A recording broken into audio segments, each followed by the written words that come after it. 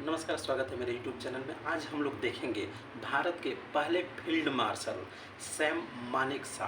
Sam Manekshaw का आज जन्मदिन है, तो उनके जन्मदिन पे यह उनकी बायोग्राफी उनके लिए है। इनको प्यार से सैम बहादुर भी कहा जाता था। इनका जन्म आज ही के दिन 3 अप्रैल 1914 को अमृतसर पंजाब में हुआ था और इनकी मृत्यु हुई थी 27 जून 2008 को। अब देखेंगे, ये भारत के पहले फील्ड मार्शल थे जिनका पूरा नाम सैम हॉर्मसजी फ्रॉमजी जमशेदजी मानेकशॉ था। ये एक पारसी परिवार से संबंधित है और ये भारत के 7वें भारतीय सेनाध्यक्ष भी बने थे। इन्होंने अपने सैन्य कैरियर में 1934 से लेकर 2008 तक भारत की इन्होंने सेवा की, 4 दशकों तक सेवा की और साथ ही साथ इन्होंने 5 युद्धों में भाग लिया भारत के तरफ से।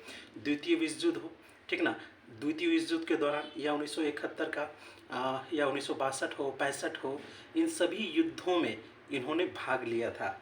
अब देखेंगे, जब ये भारतीय सेनाध्यक्ष थे तो उस समय जो प्रधानमंत्री थी इंदिरा गांधी जी थी और राष्ट्रपति वीवी गिरी थे और एक और राष्ट्रपति फिर बाद में बने थे हिदायतुल्ला जी बने थे, वो बने थे।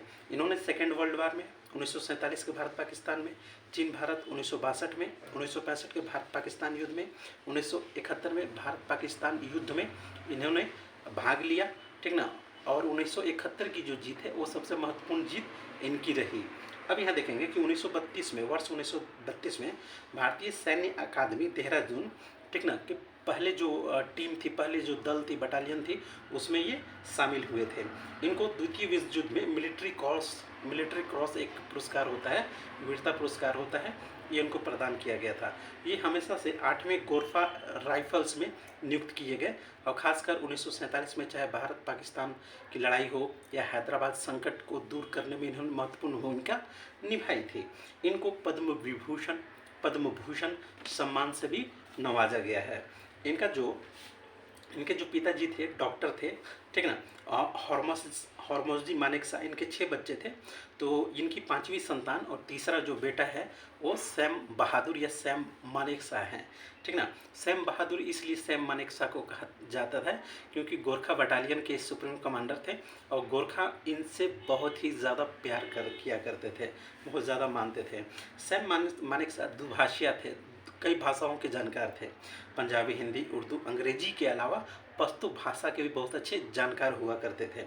इन्होंने ये पहले ऐसे सेनाध्यक्ष हैं जो 1942 के जो बर्मा के साथ युद्ध हो रही थी, 1942 में अंग्रेज और एक तरफ जापान थे, तो इन्होंने उस युद्ध में बहुत बुरी तरह से घायल हो गए थे।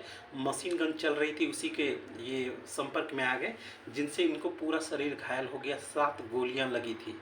फिर भी ये टिके रहे। फेफड़े, लीवर, किडनी डैमेज हो चुका था, लेकिन फिर भी ये इनकी अजीम जिजीविसा थी जिनकी वजह से ये जीवित रहे हैं।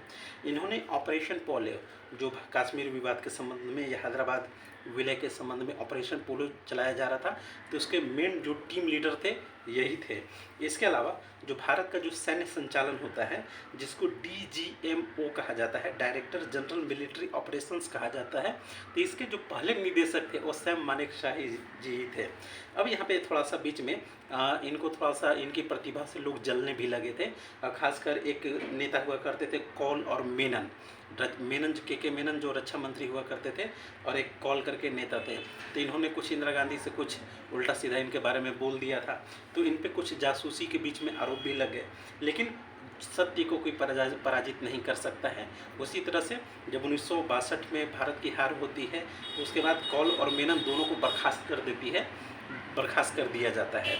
फिर से इनकी नियुक्ति होती है अच्छे पोस्टों पे। इन्होंने नागालैंड का जो विद्रोह हुआ उसको समाप्त करवाया था और उसके समाप्त करवाने के बाद इनको पद्म भूषण 1968 ईस्वी में इनको प्राप्त हुआ था।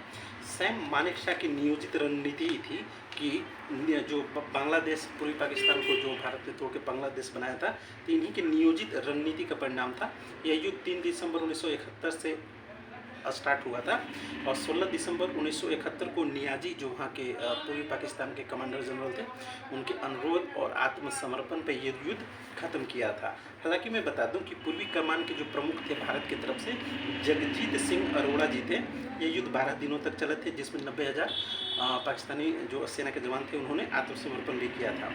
इनको जो फील्ड मार्शल की पदवी मिली, रैंक मिली, ये 1 जनवरी 1973 को मिली थी और उसके बाद इनको नेपाल का नाइटहुड सर्वोच्च सम्मान होता है सेना का, वो भी इनको प्राप्त हुआ था। एक बात जान लीजिए कि जो भारत का सेनाध्यक्ष है वो नेपाल का भी सेनाध्यक्ष होता है। जो नेपाल का सेनाध्यक्ष है उसको ऑनररी रैंक मिलता है कि भारत का भी सेनाध्यक्ष है।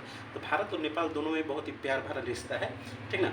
अब यहाँ पे एक और सबसे अच्छी बात देखेंगे कि 1973 से अपनी वाइफ अपने बच्चों के साथ वेलिंगटन छावनी जो है वहीं के एक बगल में शहर है कुन्नूर, वहीं पे वो रह रहे थे।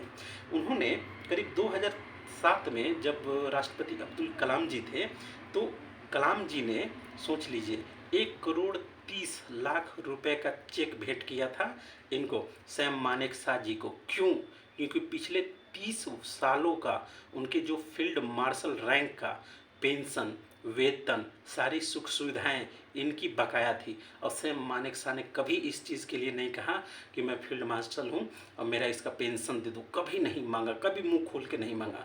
जब कलाम जी राष्ट्रपति बने थे तो उनको इस चीज़ का एहसास हुआ तो उन्होंने इस चीज़ को दिलवाया था। तो भारत में ढेर सारे हैं, एक से एक जांबाज हैं। लाइक कीजिए, शेयर कीजिए, सब्सक्राइब कीजिए, बने रहिए मेरे चैनल पे। मैं UPSC, JPSC, BPSC, current affairs in सभी चीज़ों का बनाता हूँ। सब्सक्राइब ज़रूर कीजिए। Thank you. जय हिंद, जय भारत।